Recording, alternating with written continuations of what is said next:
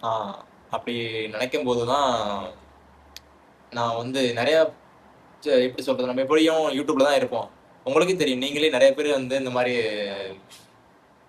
பிரச்சனை ஏதாச்சும் ஒரு உடம்புல ஏதாச்சும் பிரச்சனை ஃபேஸ் பண்ணீங்கன்னா என்ன பண்ணுவீங்க? ஒண்ணு Googleல பார்ப்போம், YouTubeல ஏதாச்சும் ஒண்ணு தேடிட்டே இருப்போம். ஆ எப்படி சால்வ் பண்றது அப்படின்ட்டு. இந்த என் ஸ்டோரிய சொல்லப்போனா அந்த 3 வருஷத்துல நான் பட்ட கஷ்டம் வந்து ரொம்ப கஷ்டம். அது எப்படி சொல்றது?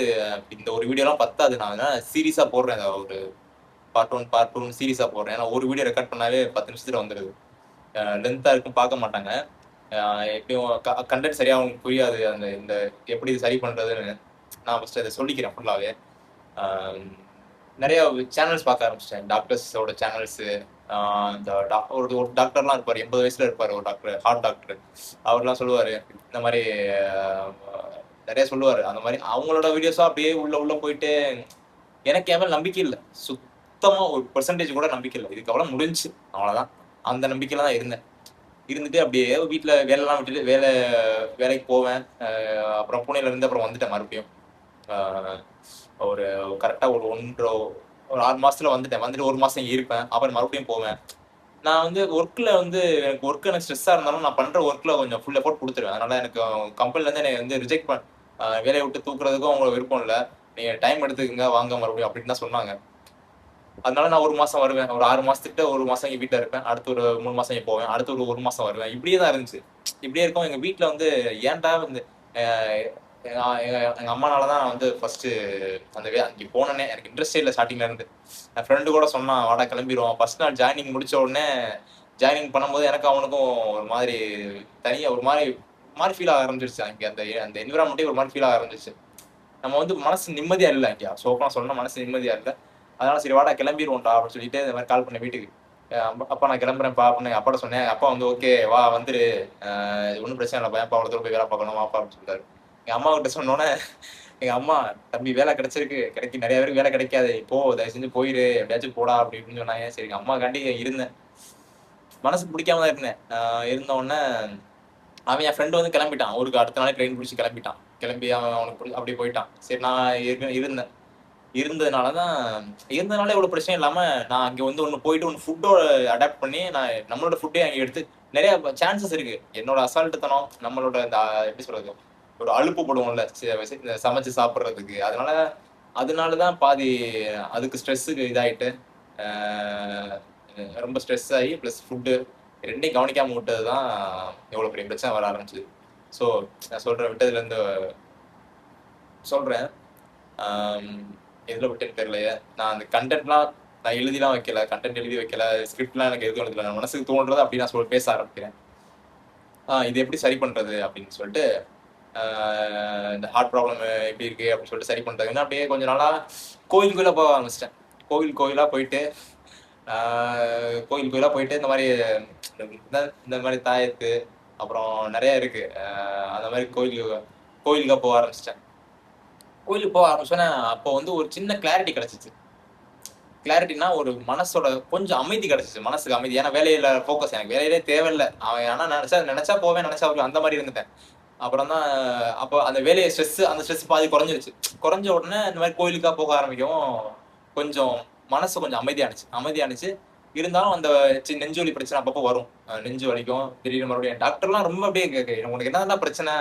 அப்படின்னு உட்காந்து "இங்க வா பேசுவோம்" அப்படின்னு சொல்ற அளவுக்குலாம் போயிட்டாரு. நான் எனக்கு வந்து ஒரு கட்டத்துக்கு மேல டாக்டர்ஸ் மேல டவுட் வந்துருச்சு. ஒரு டாக்டர்ஸ் வந்து ஏன் அத கண்டுபிடிக்க மாட்டேங்கிறாங்க? இவ்ளோ கஷ்டமான இவ்ளோ ஸ்பெஷலிஸ்ட்ன்னு சொல்றாங்க. ஏன் எனக்கு வந்து டாக்டர்ஸ் மேல டவுட் வர ஆரம்பிச்சுருச்சு. ஒரு கட்டத்துக்கு மேல.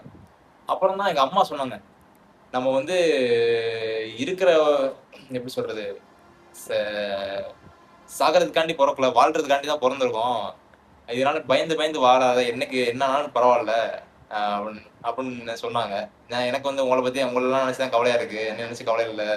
பரவால்ல அப்படின்னு சொல்லிட்டு ஒரு நாள் நான் ஹாஸ்பிட்டல்ல வந்து அழுகுறோம் 2 பேரும்.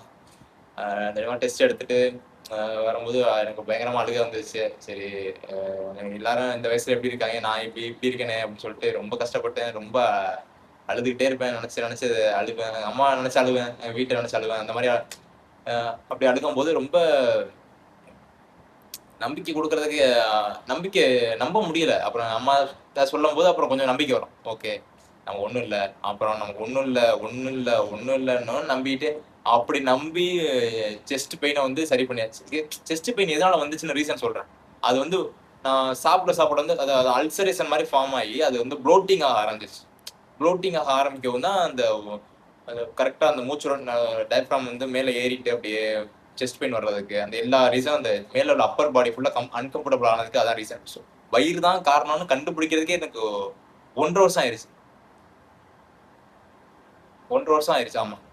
கரெக்ட்டா நான் கண்டுபிடிச்சது அப்பம்போது நான் ஒரு டைம் டாக்டர செக் பண்ணிட்டு வரும்போது, டாக்டர் வந்து எனக்கு என்ன டேப்லெட் குடுப்பாங்கன்னா, அல்சர் டேப்லெட் தான் குடுப்பாங்க. இந்த பென்டப்ரசோல்ன்னு சொல்லிட்டு ஒரு டேப்லெட் குடுப்பாங்க. அப்புறம் இந்த எப்படி ஸ்டொமக்குக்கு ஒரு ஒரு டானிக் ஒண்ணு குடுப்பாங்கல்ல. ஜெலிசில்ன்னு நெனைக்கிறேன். அதுவும் அந்த 2 மட்டும் தான் குடுப்பாங்க எனக்கு. நான் வந்து 1 வாரம் போடுவேன். அப்புறம் என்னடா இது சம்மந்தம் இல்லாம இத ஏன் போட்டுட்டு இருக்கோம்ன்னு சொல்லிட்டு தூக்கி போட்டுருவேன்.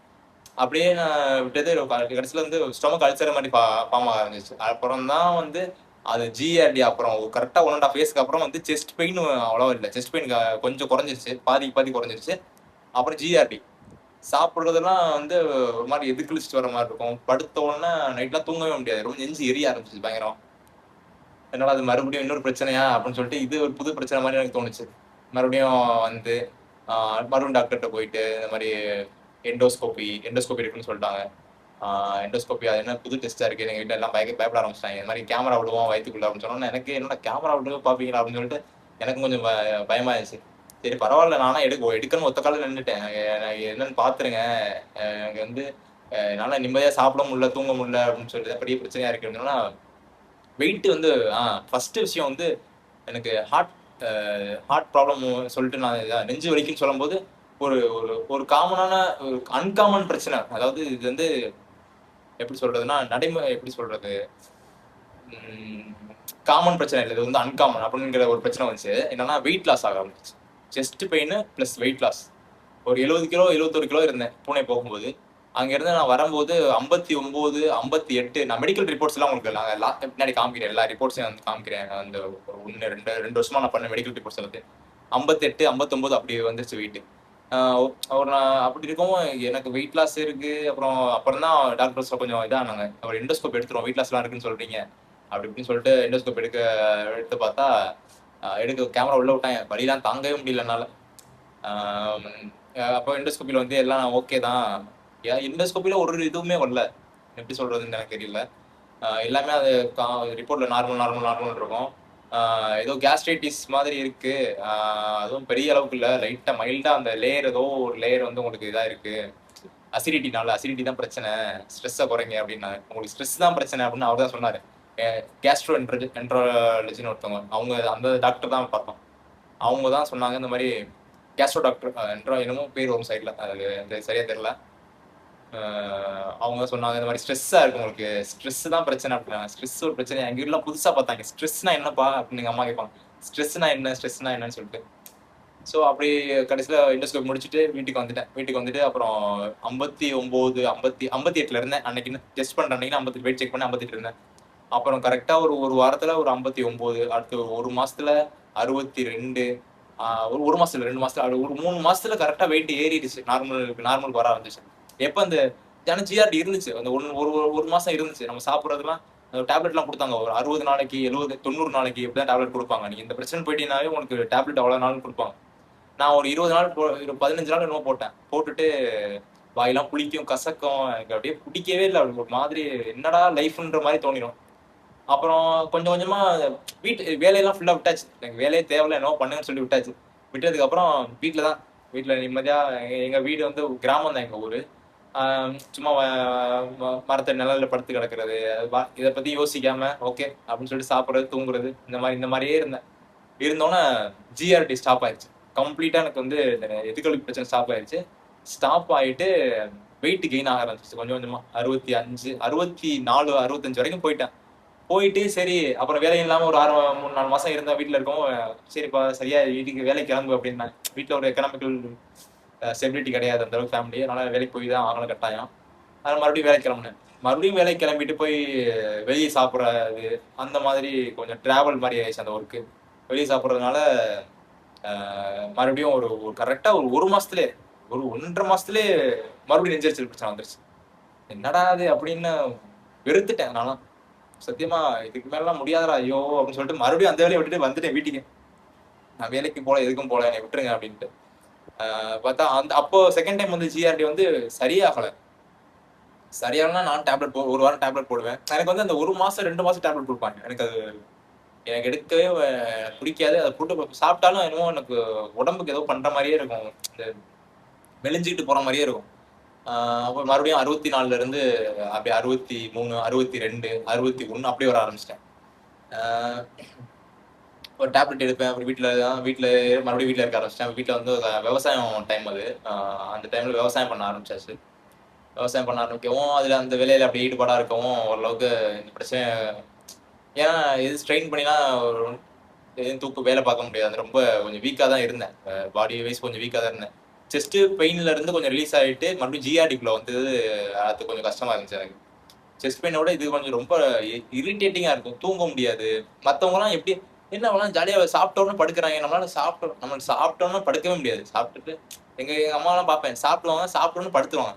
எப்புட்றா இப்படிலாம் படுக்குறீங்க? இது பெரிய வரம் மாரி தெரியும் எனக்கு அதெல்லாம். சாப்பிட்டோன்னு படுக்கிறது, அப்புறம் குனிஞ்சு வேலை பார்க்கிறது. ஏன்னா குனிஞ்சா ஒரு நெஞ்செரியிற மாரி இருக்கும். சாப்பிட்டோன்னு படுத்தா நெஞ்செரியிற மாரி இருக்கும். எல்லா பிரச்சனையும் வர ஆரம்பிச்சிருச்சு. ரொம்ப கஷ்டப்பட்டேன். அடுத்த ஒரு 6 மாசம் ரொம்ப ஃபுல்லுமே டெய்லியும் நெஞ்சு எரியாத நாளே இருக்காது. ஃபுல்லாவே இந்த எரிச்சல் இருந்துட்டே இருந்துச்சு. காலைல சாப்பிடுறது, மதியானம். இப்படி இருக்கவும் இதையும் அவ்வளோதான். அப்போ மறுபடியும் செகண்ட் தாட் வந்துருச்சு. இது என்னடா இது ஒரு பிரச்சனையில வந்தோம், இன்னொரு பிரச்சனைக்குள்ள போயிட்டோம். இதுல சரியா வர முடியாதா அப்படின்னு சொல்லிட்டு ரொம்ப கஷ்டப்பட்டுட்டு இருந்தேன். அப்பதான் மறுபடியும் அந்த ஸ்பிரிச்சுவலிட்டியா ரொம்ப கனெக்ட் ஆக ஆரம்பிச்சேன். மறுபடியும் இந்த கோயிலுக்கு மாலை போட்டு. அந்த மைண்ட வந்து மறுபடியும் மாத்த ஆரம்பிச்சிட்டேன். மைண்ட வந்து மாத்த ஆரம்பிச்சு இருக்கும்போது எப்படி சொல்றது? அந்த வாயெல்லாம் வந்து புண்ணாக ஆரம்பிச்சிருச்சு. நாக்குல வந்து ஒரு அல்சர் இல்ல. அந்த ஒரு இது இருக்கும். ஒரு பெயின் வர ஆரம்பிச்சிருச்சு. என்னடா அது புது பிரச்சனையா இருக்கே! அப்படின்னு இந்த பிரச்சனை மேல பிரச்சனை அடுத்து அந்த பிரச்சனை இருந்துகிட்டு இருக்கும்போது இந்த பிரச்சனை வர ஆரம்பிச்சிருச்சு. இந்த பிரச்சனை வர ஆரம்பிச்சு ரொம்ப சாப்பிட முடியாது. காரமா நான் சாப்பிட்டே உனக்கு பல நாள் ஆயிருச்சு. காரமா சாப்பிடவே முடியாது. சாப்பிடாம இருக்கவும் இப்படியே போயிட்டு இருந்துச்சு. இப்ப போயிட்டு இருந்துட்டு இப்போ கரெக்ட்டா ஒரு இன்னைக்கு எப்படி சொல்றது? இன்னைக்கு தேதி வந்து நான் இன்னைக்கு இந்த வீடியோ எடுக்கிற நேரம் வந்து ஜூலை மாசம் 23ஆம் தேதி. ஆனா எனக்கு மவுத்ல எனக்கு ப்ராப்ளம் வர ஆரம்பிச்சது வந்து ஆ போன வருஷம் கரெக்ட்டா அந்த டைம் செகண்ட் டைம் ஜிஆர்டி வந்துச்சுன்னு சொன்னேன்ல, அந்த டைம்ல வர ஆரம்பிச்சுச்சு. வர ஆரம்பிச்சோன்னா அப்படியே அதுக்கு பேஸ்ட்லாம் மாத்தி பார்த்துட்டு பேஸ்ட்டே அப்புறம் யூஸே பண்றதில்ல. பேஸ்ட்லாம் எந்த பேஸ்ட் போட்டாலும் வாய் எரிய ஆரம்பிச்சுரும். அ ஓவராலா ரொம்ப நான் எவ்வளோதான் செகண்ட் டைம்லாம் ரொம்ப ஸ்ட்ரிக்ட்டா இருந்தேன். ஃபுட்லாம் வந்து எதுவுமே கரெக்ட்டா மெயின்டெயின் பண்றது, தூங்குறது அந்த மாரி தான் இருந்தேன். ஆனா சரி பண்ணவே முடியல. ஏன்னா உங்களுக்கு தெரியும். உங்களால ஒன்ஸ் வந்துச்சுன்னா சரி பண்ண முடியாது. அப்படிதான் இருந்துச்சு. ஏன்னா ஒரு டைம் நீங்க சரி பண்ணிட்டீங்கன்னா, அப்படியே நீங்க கன்டின்யூ பண்ணிடுங்க. மறுபடியும் நீங்க அஃபெக்ட் பண்ணிட்டு அந்த பிரச்சனை ரிட்டர்ன் ஆக ஆரம்பிச்சுச்சுன்னா, அது சரியாகாது. சரியாகுறது ரொம்ப கஷ்டம். சரி பண்ணலாம். ஆனா ரொம்ப கஷ்டப்படணும். நான் அவ்வளோ கஷ்டப்பட்டு இப்ப சரி பண்ணியிருக்கேன். அவ்வளோ கஷ்டப்பட்டுருக்கேன். இப்போ பார்த்தீங்கன்னா, கரெக்ட்டா தான் ஒன் சைடு படுப்பேன். நைட் தூங்கும்போது ஆசிட் ரிஃப்ளெக்ஸ் ஆயிரும். ஆசிட் ரிஃப்ளெக்ஸ் ஆகி தொண்டெல்லாம் புண்ணாகி இப்ப கூட அந்த புண்ணுலாம் இருக்கு எனக்கு பயங்கரமா.